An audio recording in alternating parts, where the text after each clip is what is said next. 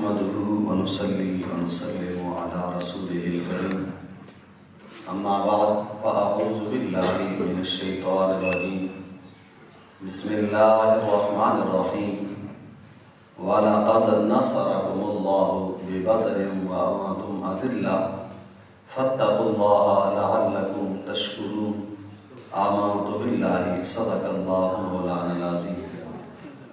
آج کا ہمارا موضوع 17 رمضان المبارک کی نسبت سے غزوہ بدر کے حوالے سے ہے۔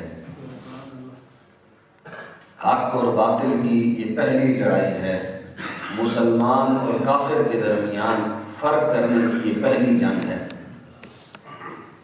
اس سے پہلے مسلمانوں نے آزمایا نہیں تھا، خبر نہیں تھی، معلوم نہیں تھا کہ ہوگا کیا، لڑنا ہے، جنگ کرنے جانا ہے، جان بھی دینی ہے، پاس ہے بھی کچھ نہیں، گھر بار بھی چھوڑ کے آئے ہیں۔ یہ پہلی جنگ تھی جس جنگ میں فیصلہ ہونا تھا کہ کون حق کے ساتھ کھڑا ہے اور کون مخالف کھڑا ہے۔ قرآن کریم کہیں کہتا ہے قل جاء الحق وزهق الباطل ان الباطل کان زہوقا، کہ محبوب اب زمانے والوں کو خبر اور پیغام دے دیجئے کہ حق آ گیا ہے اور باطل مٹنے والا ہے۔ اور ان الباطل کان زہوقا، اللہ کریم نے فرمایا بے شک ہم نے باطل کو مٹنے کے لیے ہی پیدا کیا ہے کہ باطل ایک نہ ایک دن ختم ہو جانا ہے، حق ظاہر ہو کر رہے گا۔ حق اور باطل کی یہ پہلی لڑائی، پہلی جنگ تھی۔ اور یہ رمضان المبارک کے اس بابرکت مہینے میں کیوں درپیش آئی؟ گرمیوں کا موسم اور ہو بھی عرب کی گرمی، صحرا کی تپتی ریت، وہاں جنگ کرنے کا حکم ہے، پہلا ہی مرحلہ، اور اتنی سختی میں۔ تو یہ رمضان المبارک صرف روزہ رکھ کے سونے کے لیے نہیں ہوتا ہے، بلکہ یہ ہمیں درس دیتا ہے کہ ذرا غور کرو اپنی تاریخ پر۔ غزوہ بدر بھی رمضان المبارک کی عظیم ساعتوں میں پیش آیا ہے، فتح اندلس بھی اسی رمضان المبارک میں ہوا ہے، فتح مکہ بھی رمضان المبارک کی عظیم ساعتوں میں ہوا ہے، محمد بن قاسم نے سندھ بھی رمضان المبارک میں فتح کیا تھا۔ اور یہ جس ملک میں ہم رہ رہے ہیں، ملک پاکستان بھی 27 رمضان المبارک کو مارز وجود میں آیا تھا۔ تو یہ رمضان ہماری تربیت کرتا ہے کہ ہم نے کیسے حق کے ساتھ کھڑا ہونا ہے، کیسے اپنا آپ ظاہر کرنا ہے کہ ہم اندر سے پاک اور صاف ہو چکے ہیں۔ حضور نبی رحمت صلی اللہ علیہ وآلہ وسلم نے صحابہ کرام کو جمع کیا اور کہا حکم ہو گیا ہے جنگ کرنے کا، کیا رائے دیتے ہو کہ کیا کرنا چاہیے؟ چند ایک مہاجرین صحابہ کھڑے ہوئے جو مکہ سے حضور کے ساتھ آئے تھے، وہ تو گھر بار چھوڑ کے آگے تھے، عزیز و اقارب، مال و دولت، اپنا وطن چھوڑ کے آگے تھے، ایک ایک کر کے کھڑے ہوئے، عرض کی کہا حضور جانیں ہتھیلی پہ رکھی ہیں، مر جائیں گے واپس نہیں پلٹیں گے، ہم آپ کے ساتھ کھڑے ہیں۔ حضور پھر پوچھتے ہیں تو حضور کے وہ صحابہ جو مدینہ منورہ میں رہنے والے تھے وہ بھانپ گئے کہ حضور مخاطب ہم سے ہیں، حضور پوچھنا چاہتے ہیں کہ یہاں کا جو رہنے والا ہے، جس کی زمین بھی یہاں ہے، جس کا گھر بار بھی یہاں ہے، جس کی اولاد بھی یہاں ہے، ذرا اس کا دل کیا چاہتا ہے کہ جنگ کرنے کے لیے جائے یا نہ جائے؟ تو سب سے پہلے مدینہ منورہ کے صحابی حضرت انس فرماتے ہیں جو کھڑے ہوئے حضور کی بارگاہ میں، وہ سعد بن عبادہ تھا۔ حضور کی بارگاہ میں عرض کی، کہا حضور اللہ کی قسم اگر آپ ہمیں حکم دینا کہ جنگ کرنی ہے، سمندر موجیں مار رہا ہے اور ہمیں پتا ہو کہ میں اس موج میں گروں گا تو واپس نہیں پلٹوں گا، مر جاؤں گا، لیکن آپ حکم دیں، آپ فرمائیں، تو فرمایا ہم سمندر کی موجوں میں بھی چھلانگ لگانے کے لیے تیار ہیں۔ تو یہ وہ صحابہ تھے جنہوں نے سارا کچھ حضور کی ذات پہ وارا تھا۔ ایک دوسرے صحابی حضرت مقداد بن اسود کھڑے ہوئے، اپنی محبت کا پیغام کچھ یوں دیا، کہا حضور یا رسول اللہ انا لا نقول، مالک کے محبوب ہم اس طرح نہیں کہیں گے کما قالت بنو اسرائیل موسیٰ، جس طرح بنو اسرائیل نے حضرت موسیٰ سے کہا تھا کہ اذهب انت وربك فقاتلا انا هاهنا قاعدون۔ حضور حضرت موسیٰ کی قوم نے کہا تھا کہ ہم تو بیٹھ کے تماشا دیکھنے والے ہیں، موسیٰ آپ جانے اور آپ کا رب جانے، ہم جنگ کرنے آپ کے لیے نہیں آئے ہیں۔ ہم جنگ نہیں کرنے والے ہیں۔ تو فرمایا حضور ہم ایسا نہیں کریں گے، ولیکن آمد ونحن معک، آپ تیار ہوں، آپ چلیں، ہم آپ کے ساتھ لڑنے کے لیے تیار ہیں۔ ایک اور صحابی کھڑے ہوئے کہا حضور آپ چلیں، آپ جائیں گے تو آپ دیکھیں گے ہم آپ کے دائیں سے بھی لڑیں گے، آپ کے بائیں سے بھی لڑیں گے، آپ کے آگے سے بھی حملہ کریں گے، آپ کے پیچھے سے بھی دشمنوں پہ حملہ کریں گے۔ گویا ہر کسی نے کہا حضور ہم جان ہتھیلی پہ رکھ کے آئے ہیں، ہم مر جائیں گے، ہم مٹ جائیں گے، مگر ہم آپ کا دین نہیں چھوڑیں گے، آپ کا نام اور آپ کا کلمہ نہیں چھوڑیں گے۔ یہ وہ لوگ ہیں جن کے بارے میں کہیں حضور نبی رحمت صلی اللہ علیہ وآلہ وسلم نے فرمایا اے بدر کے سپاہیوں، آگے ہو بدر سے واپس، تم جیت کے آگے ہو، دنیا کی بازی تم مار کے آگے ہو، فرمایا آج کے بعد تمہارے رب کا حکم ہے تم جو بھی عمل کرتے رہو، جو بھی کام کرتے رہو، بدری صحابی قطعی جنتی ہے۔ حضور نے فرمایا آج کے بعد تمہیں تمہارا کوئی عمل کبھی نقصان نہیں پہنچائے گا۔ یہ حکم صرف بدر والے صحابہ کے بارے میں ہے، اور یہ بدری صحابہ وہ ہیں، حضرت ابوبکر بھی ان میں شامل ہیں، حضرت عمر بھی شامل ہیں، یہ وہ لوگ جن کے بارے میں لوگ طرح طرح کی باتیں کرتے ہیں۔ حضور نے فرمایا قطعی جنتی ہو تم، کچھ بھی کرتے رہو، تمہارا کوئی عمل تمہیں آج کے بعد نقصان نہیں پہنچائے گا۔ اور بڑی ہی محبت کا وہ پیغام تھا جو حضور نے دیا، اس لیے تو نہیں کہ حضرت عمر فاروق کا آپ نے پڑھا ہے کہ حضرت عمر جا رہے ہیں، سامنے بادشاہ کھڑے ہیں دوسرے ملک کی، حضرت عمر ملک فتح کرنے جا رہے ہیں، لیکن کیا ہے کہ باری آ گئی ہے غلام کی، غلام سواری پہ سوار ہے، حضرت عمر نے سواری کو پکڑا ہوا ہے اور لے کر جا رہے ہیں، باری غلام کی آ گئی تھی سوار ہونے کی، اس نے عرض کی کہا حضور آپ سوار ہو جائیں، سامنے والے کیا کہیں گے کہ یہ کیسا بادشاہ آ رہا ہے، خود سواری کو پکڑا ہے، غلام کو اوپر بٹھایا ہے۔ حضرت عمر نے فرمایا نہیں، بات ہماری ہوئی تھی، وقت اور فاصلہ طے ہوا تھا، اتنی دیر تو نے بیٹھنا ہے سواری پہ، اتنی دیر میں بیٹھوں، اب باری تیری آ گئی ہے سواری پہ بیٹھنے کی، زمانہ دیکھتا ہے تو دیکھتا رہے، لیکن عمر سواری پکڑ کے چلے گا۔ یہ ویسے ہی نہیں تھا، یہ حضور کا درس تھا۔ ایک بڑی خوبصورت بات، سواریاں کم تھی غزوہ بدر میں، سوار زیادہ تھے، تین بندوں کو ایک سواری آ رہی تھی، دو لوگ سوار ہوتے تھے، ایک بندہ اونٹ کی مہار پکڑتا تھا، رسی پکڑتا تھا اور چلتا تھا۔ حضور نبی رحمت صلی اللہ علیہ وآلہ وسلم بھی اکیلے اونٹ پہ نہ تھے، سرکار کے ساتھ بھی تین لوگ، حضرت علی المرتضیٰ، حضرت ابو لبابہ رضی اللہ تعالیٰ عنہما، آپ دو صحابہ حضور کے ساتھ۔ اب پہلے ہوا یوں کہ حضور سوار رہے، حضرت علی سوار رہے، حضرت ابو لبابہ نے رسی پکڑی چلتے رہے۔ اب مقام آ گیا، پھر حضرت ابو لبابہ سوار ہو گئے، حضرت علی نے رسی پکڑی چلتے رہے۔ اب باری آ گئی سرکار دو جہاں کی، دونوں غلاموں نے عرض کی، کہا حضور ہم تیار ہیں، ہم پکڑیں گے سواری باری باری۔ حضور نے فرمایا نہیں، ایسا نہیں ہے، بلکہ تم کیا سمجھتے ہو کہ تم مجھ سے زیادہ کبھی ہو، تم مجھ سے زیادہ طاقت رکھنے والے ہو؟ فرمایا نہیں، تم اللہ کے نبی سے زیادہ طاقت نہیں رکھتے ہو۔ فرمایا پہلا کام یہ کہ تم طاقت بھی زیادہ نہیں رکھتے ہو، اور دوسرا فرمایا کہ تم یہ چاہتے ہو کہ تم اجر لے جاؤ اور اللہ کا محبوب اجر لینے سے رہ جائے، میں اجر سے محروم رہ جاؤں۔ تو یہ محبت کا درس تھا۔ حضور اگر سوار بھی رہتے تو اجر میں کیا کمی آنی تھی؟ وہ جو ہر قسم کے گناہوں سے پاک، ہر قسم کی خوبیوں اور کمالات کے مالک ہیں، کیا کمی آنی تھی؟ لیکن یہ پیغام تھا حضور کا کہ اگر میں ایسا کر جاؤں گا تو پھر میرے بعد آنے والے میرے غلام اسی طریقے پہ چلیں گے۔ حضور نے فرمایا نہیں، طے ہوا تھا، باری اب میری ہے۔ کیا ہی وہ منظر ہوگا غزوہ بدر کی طرف جانے کا کہ غلام تو اونٹوں پہ سوار ہیں، لیکن بادشاہ وقت حضور نبی رحمت صلی اللہ علیہ وسلم تاجدار دو جہاں اونٹ کی مہار پکڑ کے اپنے ساتھیوں کے ساتھ چل رہے ہیں۔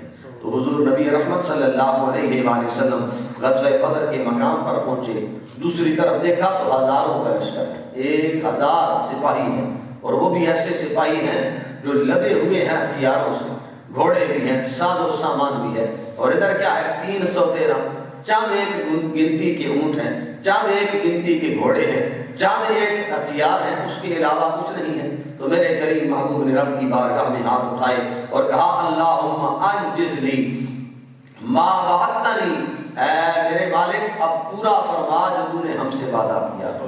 ہم تیری بارگاہ میں دعا کرتے ہیں پورا فرما جو تو نے وعدہ کیا تھا۔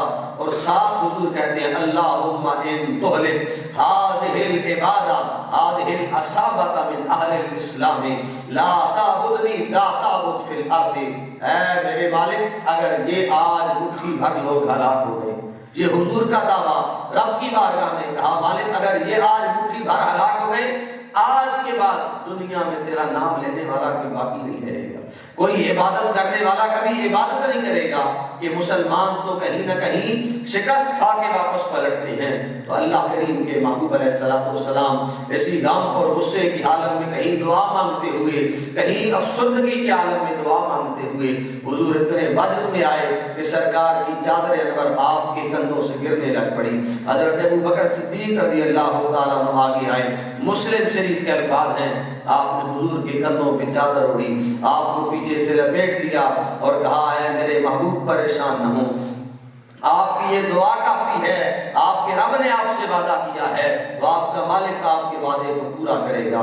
اللہ کریم کی طرف سے آواز آئی، کہا اذ تستغیثون ربکم فاستجاب لکم انی ممدکم بألف من الملائکۃ مردفین وما جعلہ اللہ الا بشرا ولتطمئن بہ قلوبکم وما النصر الا من عند اللہ ان اللہ عزیز حکیم۔ فرمایا محبوب یاد کرے وہ وقت جب آپ استغاثے کر رہے تھے، آپ دعائیں کر رہے تھے، رو رو کر ہماری بارگاہ میں مانگ رہے تھے، فاستجاب لکم ربکم، آپ کے مانگنے کی دیر تھی، آپ کے رب نے آپ کی دعا کو قبول اس طرح فرمایا کہ انی ممدکم بألف من الملائکۃ مردفین۔ حضور ہم نے آپ کی دعا کو قبول اس طرح فرمایا کہ ہم نے آپ کی مدد کے لیے 1000 فرشتوں کو میدان جنگ میں بھیج دیا تھا۔ مالک ایسا کیوں تھا؟ انسان سے لڑنے کے لیے انسان کافی تھا، تو طاقت دے دیتا، تو ہمت دے دیتا، تو قوت دے دیتا۔ اکیلے حضرت علی نے 22 لوگوں کو واصل جہنم کیا تھا، اسی طرح ہر کسی کو تو قوت دیتا، ہر بندہ 20-22 کو قتل کرتا تو کیا بچتا پیچھے؟ مگر فرمایا نہیں، وما جعلہ اللہ الا بشرا ولتطمئن بہ قلوبکم۔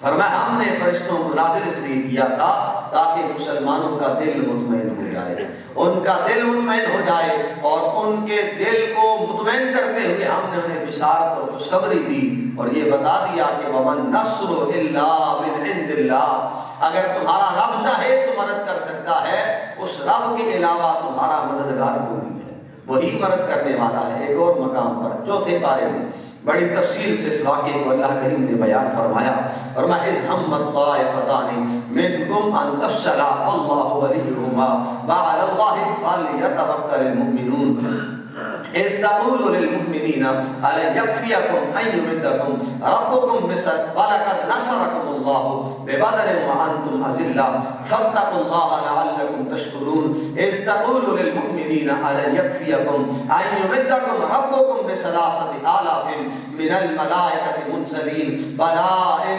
تصبروا وتتقوا ويأتوكم من فورهم هذا يمددكم ربكم ب5,000 من الملائكة مسومين وما جعله الله إلا بشرى لكم ولتطمئن به قلوبكم وما النصر إلا من عند الله العزيز الحكيم۔ اللہ کریم نے فرمایا یاد کرو مسلمانوں وہ وقت جب بدر کا مقام تھا، ہم نے تمہاری مدد کی، تم بظاہر کمزور تھے، فاتقوا اللہ لعلکم تشکرون۔ مقصد صرف یہی تھا کہ ہم تمہاری مدد کریں تو تم سر جھکاتے ہوئے اللہ کی بارگاہ میں عبادت گزاری کرنے لگو۔ اذ تقول للمؤمنین، اب وہاں دعا کے الفاظ کیا ہیں؟ حضور کے بارگاہ میں اللہ کریم نے فرمایا نا محبوب آپ نے دعا کی، ہم نے 1000 فرشتوں کا وعدہ کیا۔ اب یہاں حضور تسلی کیسے دے رہے ہیں مسلمانوں کو؟ اللہ کریم نے فرمایا محبوب آپ لوگوں کو کہہ رہے تھے اذ تقول للمؤمنین ألن يكفيكم أن يمدكم ربكم ب3,000 من الملائكة مسومين۔ بات 1000 کی بھی ہے لیکن حضور تسلی اس لیے دے رہے ہیں، فرمایا صحابہ کیا خیال ہے اگر تمہارا مالک 3000 فرشتوں سے تمہاری مدد کر دے؟ کیا خیال ہے تمہارا 3000 فرشتے تمہاری مدد کو آ جائیں؟ اب پھر بھی تسلی ہو گئی تھی، 1000 ہوتا لیکن 3000 کی بات ہو گئی۔ پھر فرمایا بلا، ہاں ان تصبروا وتتقوا، اگر تم صبر کر جاؤ اور اللہ کی بارگاہ میں ڈٹے رہو نیکی کرتے رہو وَيَأْتُوكُمْ مِنْ فَوْرِهِمْ اور سامنے سے جو آتی ہیں باتیں ان کا مقابلہ کر جاؤ تو هَذَا يُمْدِدُكُمْ رَبُّكُمْ بِخَمْسَةِ آلَافٍ مِنَ الْمَلَائِكَةِ مُصَوِّمِينَ تو میں تمہیں بشارت دیتا ہوں کہ اللہ کریم 5000 فرشتوں سے تمہاری مدد فرمائے گا۔ تو یہ غزوہ بدر کے مسلمانوں کے لیے مدد تھی۔ صحابہ جنگ کے بعد حضور کی بارگاہ میں آتے ہیں، عرض کرتے ہیں، کہتے ہیں حضور ہمارا جھگڑا ہو رہا تھا کسی سے، مقابلے میں ہمارے کوئی آیا، اب تلوار میں نے اس پر جب جیسے ہی تلوار اس کی گردن کے قریب لے گیا، اب میں یہ سمجھ رہا تھا کہ میں نے اسے قتل کیا ہے، لیکن میں دیکھتا تلوار پہ نشان بھی کوئی نہیں ہے خون کا، اور سر بھی اس کا دھڑ سے علیحدہ ہو گیا ہے۔ تو حضور فرماتے ہیں جیسے ہی تم اس سے لڑ رہا تھا چاہتے جائے کہ وہ تجھ پہ حملہ کرتا، اس سے پہلے اللہ کا فرشتہ اس کا سر تن سے جدا کر دیا کرتا۔ تو فرشتے حضور کی بارگاہ میں حضور کی اس دعا کے بدلے میں مسلمانوں کے لیے جنگ بدر میں آئے، مسلمانوں کو فتح نصیب ہوئی۔ اور یہ وہ جذبہ تھا جو پہلا جذبہ تھا، وہ بڑا تھا، اس سے پہلے جذبہ نہیں ابھرا تھا جنگ کا، پہلا جذبہ تھا، اور جذبہ اتنا تھا کہ کہیں نہ کہیں آپ نے کتابوں میں ایک بات پڑھی ہے کہ ابو جہل کو مارنے والے 2 بچے جو لڑے گھوم رہے تھے، لڑتے دوڑتے، اور ایک مطالبہ کرتا ہے کہ میں قتل کروں گا اسے جو سب سے بڑا دشمن ہے حضور کا، دوسرا کہہ رہا تھا کہ اس سے چھوٹا تھا جس کی ٹانگیں اتنی تھی کہ وہ برابر نہیں آتا تھا کسی بالغ تک، تو وہ کھڑا ہو کر پاؤں کی ایڑیوں کو چھوڑ کر صرف پنجوں پہ کھڑا ہو جاتا تھا اپنے آپ کو بڑا کرنے کے لیے کہ میں بھی بدر کے مسلمانوں میں شریک ہو جاؤں۔ سرکار اس جذبے کو دیکھتے ہوئے اسے لے آئے۔ اب وہ چھوٹا سا بچہ وہ کہتا تھا میں قتل کروں گا اسے جو حضور کی گستاخیاں کرتا ہے۔ کسی سے اس نے پوچھا، کہا چچا جان ذرا بتائیں تو صحیح ابو جہل کس کا نام ہے؟ بڑی باتیں سنی ہیں اس کے بارے میں، بڑی باتیں کیا کرتا ہے حضور کے بارے میں۔ اب وہ کہتے ہیں روایت کرنے والے صحابی کہ جیسے ہی مجھ سے پوچھا اس نے تو میں نے بتا دیا، میرے سامنے ابو جہل گزرا تو میں نے اشارہ کر دیا۔ اب میرے اشارہ کرنے کی دیر تھی تو میں سمجھ نہیں پایا کہ وہ دوڑے گئے بجلی کی سی تیزی کے ساتھ، دونوں بچوں نے اس پہ حملہ کیا اور 2 بچوں نے اس ابو جہل کو واصل جہنم کر دیا۔ تو یہ وہ جذبہ تھا جو جذبہ مسلمانوں کے اندر پیدا ہوا تھا۔ اور یہ غزوہ بدر ہے کیا؟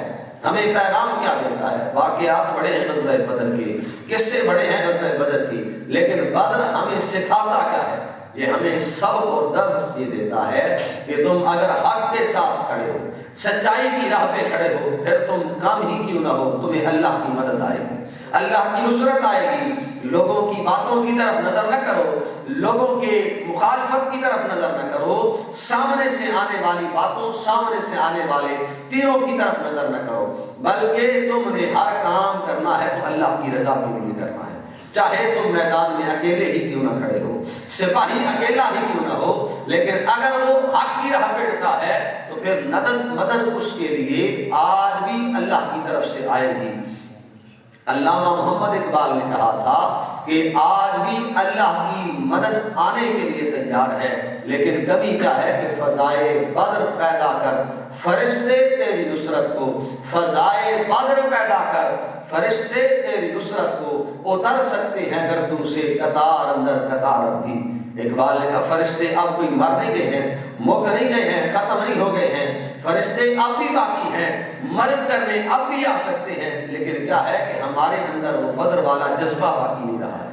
جذبہ باقی رکھے وہ بدر والا تو فرشتے آج بھی آپ کی مدد کے لیے اتر سکتے ہیں۔ اس غزوہ بدر سے سبق اور درس یہ ہے کہ حق کے ساتھ کھڑے ہوں، کبھی حق کمزور کے ساتھ ہو تو پھر بھی حق کے ساتھ کھڑے ہوں، حق توانا کے ساتھ ہو تو پھر بھی حق کے ساتھ کھڑے ہوں۔ ہماری کمزوری یہ ہے، ہماری بدنصیبی یہ ہے کہ ہم مختلف صورتوں میں کسی نہ کسی ایسے بندے کے ساتھ کھڑے ہوتے ہیں جو پاورفل ہوتا ہے، وہ چاہے غلطی کیوں نہ ہو، وہ چاہے گمراہی کیوں نہ ہو، وہ چاہے باطلی کیوں نہ ہو، چاہے غلطی اسی کی کیوں نہ ہو، لیکن ہم کہتے ہیں بھائی بات اس کی سنی جاتی ہے، پاورفل محلے میں یہ ہے، علاقے میں نام اس کا چلتا ہے، پیسہ اس کے پاس ہے تو کھڑا اس کے ساتھ ہونا ہے، نہیں۔ شریعت اس بات کا قطعاً تقاضا نہیں کرتی ہے، ہمیں سبق یہ جانیے دیتی ہے کہ اگر کمزور تر ہی کیوں نہ ہو لیکن ہو سچ والا، کم تر ہی کیوں نہ ہو، ذات کا کمی ہی کیوں نہ ہو لیکن ہو حق والا، تو پھر تم نے ساتھ اسی کا دینا ہے۔ جو پاورفل ہو اگر حق کے ساتھ ہے تو پھر حق کا ساتھ دے، لیکن اگر وہ باطل ہے تو پھر باطل کا ساتھ کبھی نہ دے۔ ہر صورت اسلام سچائی اور نیکی کی طرف بڑھنے کا حکم دیتا ہے، برائی اور برے کاموں سے روکنے کا حکم دیتا ہے۔ تو وہی پیغام کہ قل جاء الحق